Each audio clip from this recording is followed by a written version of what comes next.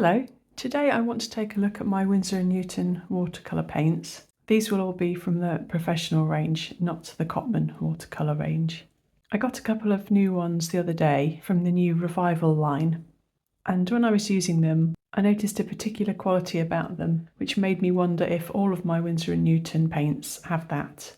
I recognised it in a couple of the ones that I have. So today really is just an experimental session to get all my Winsor & Newton paints out and paint them out. I'm not sure if it will be of use to other people, but I thought I might as well video it anyway. Also, I'll just show you this little watercolour sketch I did the other evening.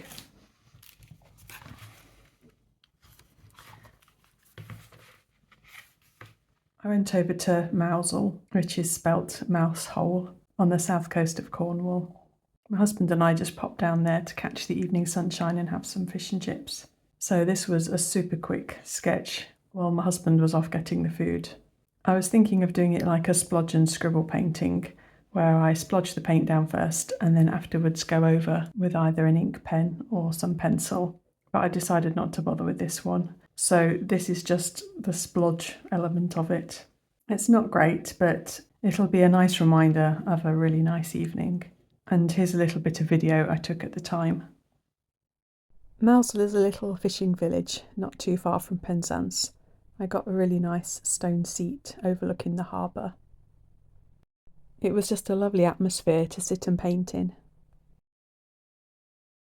I'd only taken a small pouch bag with me, so I fit in my 12x12 Talens Art Creation sketchbook, my new tiny little watercolour palette from Rose Wildsmith, which I showed in a video not long ago and I'll link to down below, and a Caran water brush.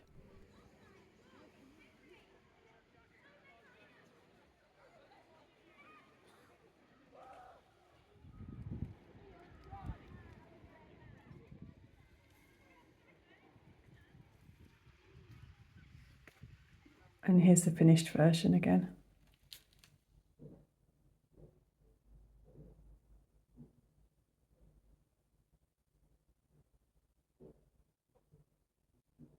So I'm getting my big paint pans out that have all my watercolours in, and I'll just go through and pull out all of the Winsor & Newton paints. So the thing that I was wondering about, I'd got the Mineral Grey and Ultramarine Ash paints, and I noticed that both of them had something about the consistency that was slightly more, I don't quite know how to put it, but gel-like than my other watercolour paints. So I've pulled them all out here, and I'm just going to swatch them out and see if it's the kind of quality that I notice with all of them. I've also noticed that some of my Winsor & Newton paints seem harder to re-wet than other brands. So I'm actually going to pre-wet these.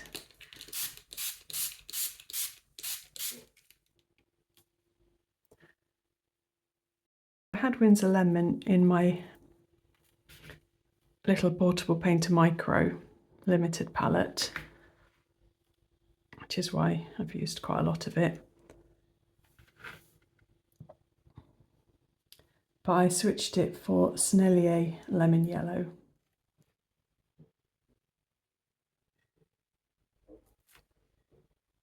I felt like the Sennelier Lemon Yellow had an extra clarity to it that I preferred and just seemed to make even cleaner mixes.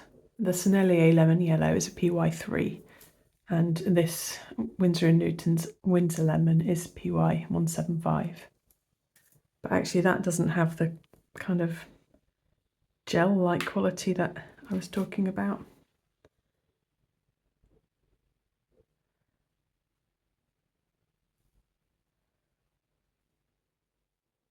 So next up is Winsor Orange.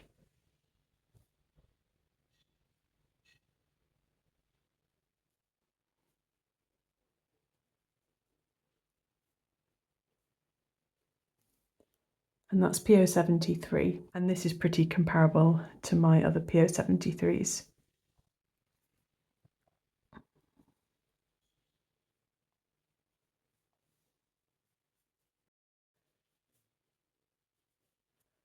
It's got quite a nice dispersion and again doesn't seem to have that gel-like quality that I'm talking about.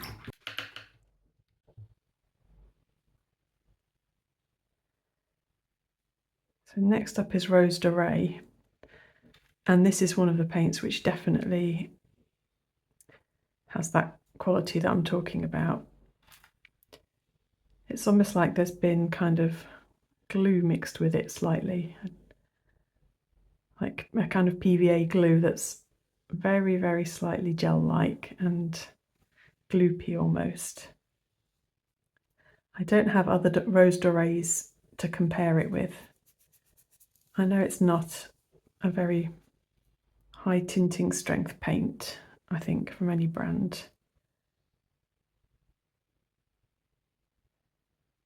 But I suppose I'm hoping that other people who've got experience with the same paints from different brands might be able to help me out and tell me if that's a Winsor & Newton quality or just of the paints in general.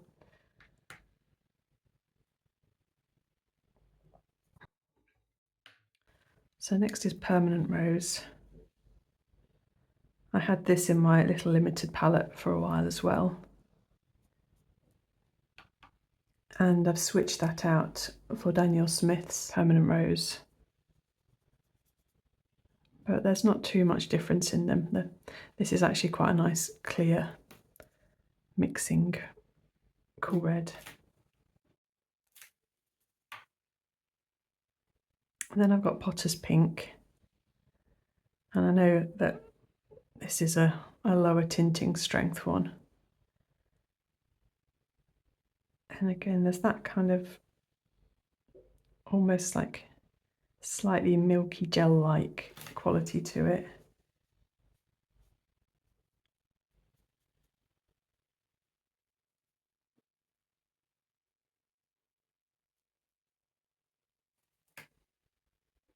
That was from a tube. So most of my pans were bought as half pans, and then a couple, including this one, have been squeezed from tubes.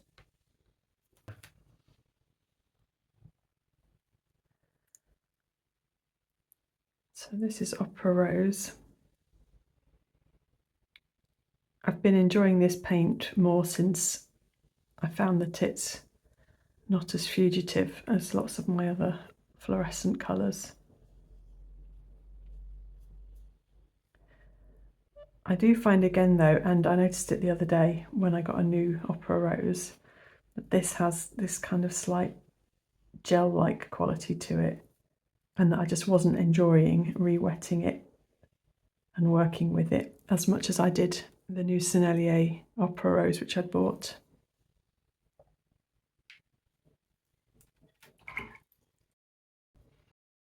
Then next is Cobalt Violet, and I know that this doesn't have a high tinting strength either. I don't have any other Cobalt Violets, so I'm interested to know if they also have this kind of slightly milky gel-like quality.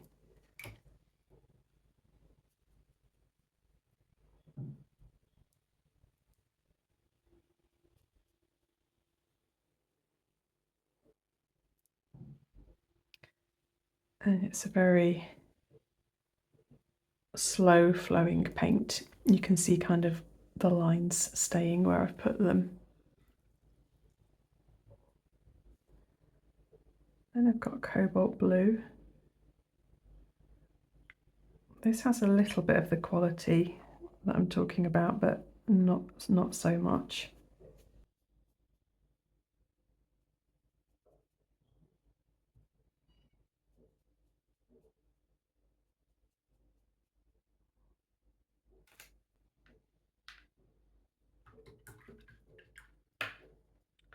And Cerulean Blue Red shade.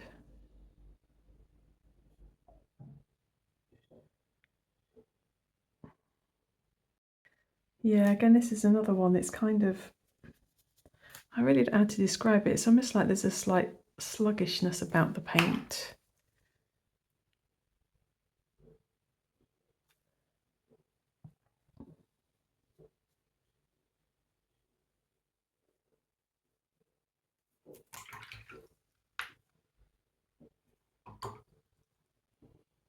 And Phthalo Turquoise.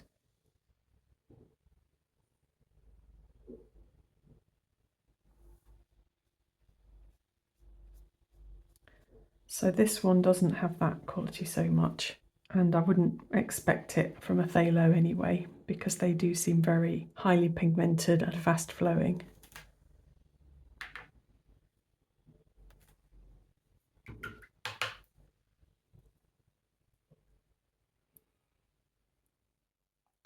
And this is aqua green.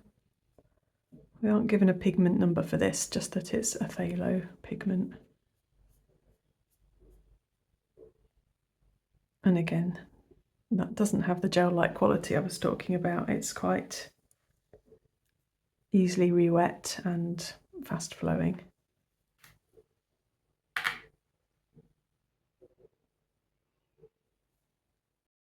Then Cobalt Turquoise Light.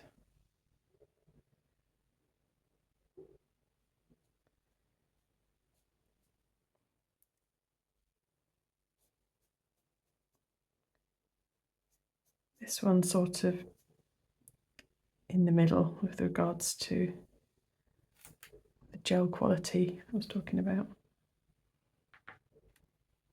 Then Ultramarine Ash. This is one of the new ones. So this definitely has that, I don't know how to describe it, almost like a glue-like quality.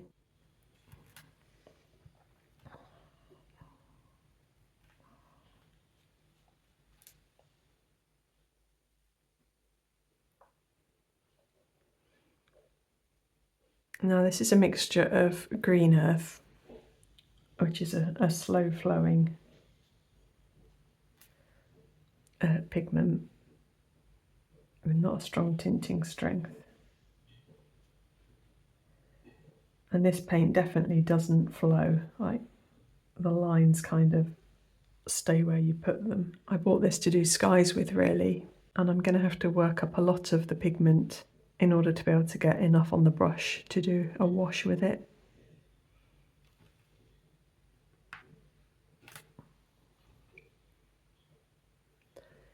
And then I've got Burnt Sienna, and this is probably my favourite paint from Winsor & Newton.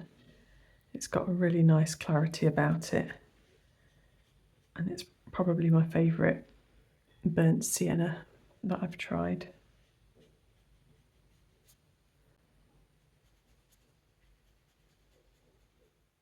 And that flows really nicely, and it doesn't have any of that kind of gel quality I've been talking about.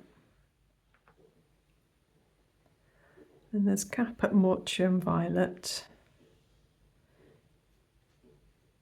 and this re-wets very easily. And it's got a nice flow about it.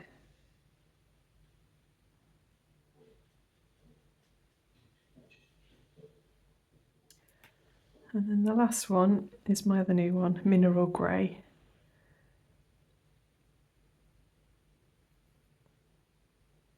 And again, it's got that sort of slightly strange quality to it.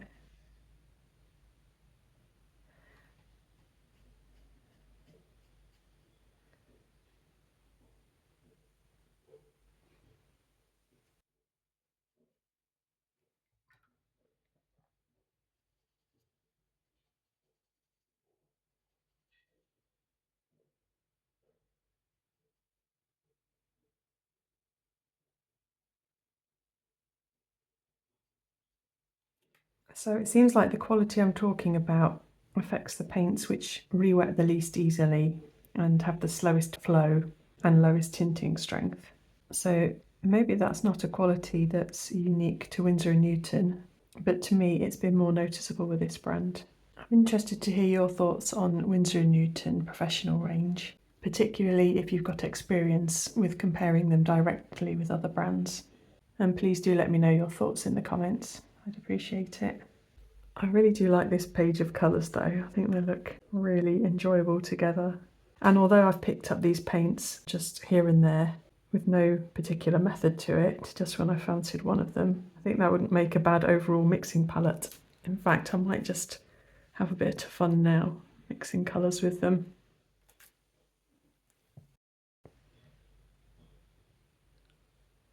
So I'm just going to see how close to a true red I could get by using the orange, the Winsor orange and the permanent rose.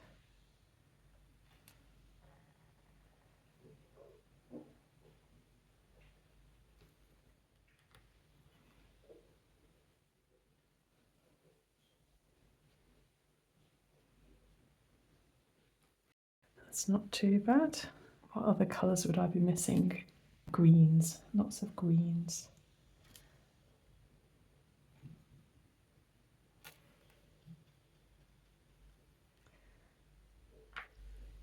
So that's the aqua green.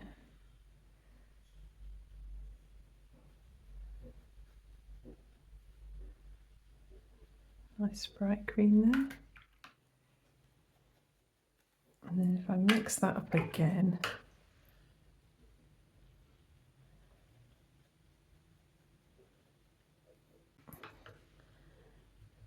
I'm trying to get a darker green here, a darker, more muted green.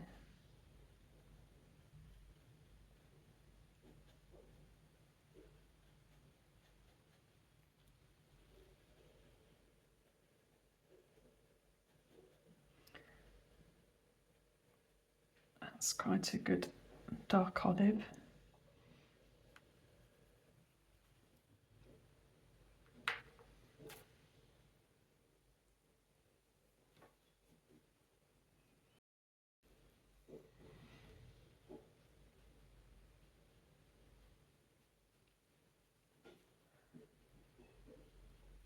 Nice purple.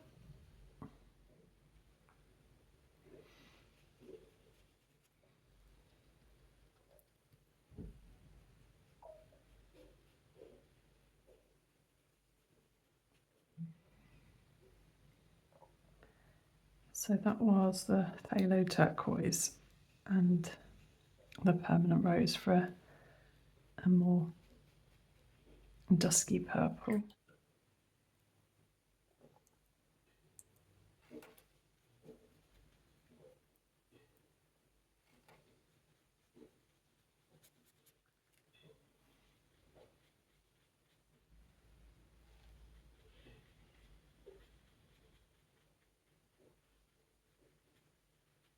Looking for more of a slightly yellow ochre look. That's still quite bright, that's more like quinacridone gold. I wonder what happens if I knock it back with the grey a little bit.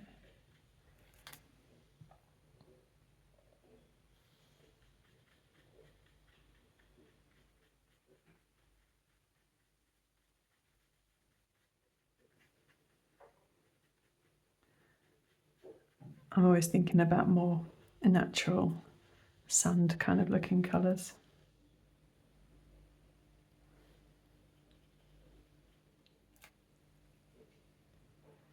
Just a primary set.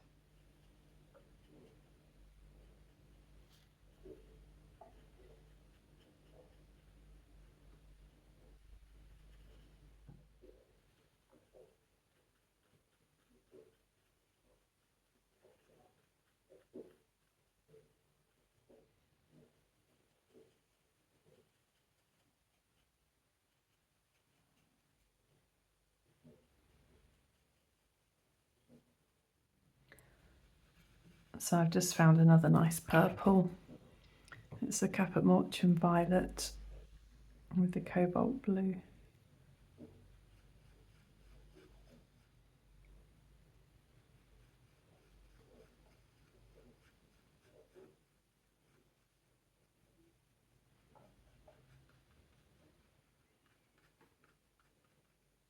That's a nice kind of a gallows and a turno colour. And then for a good neutral, I usually mix burnt sienna with ultramarine, which I don't have, so I'll have to try it with the Cobalt Blue.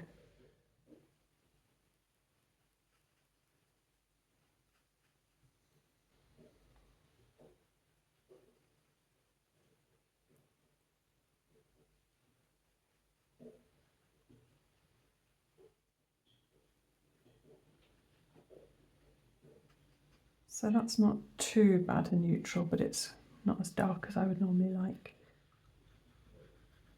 And this is a gallows and a turno, just as a comparison.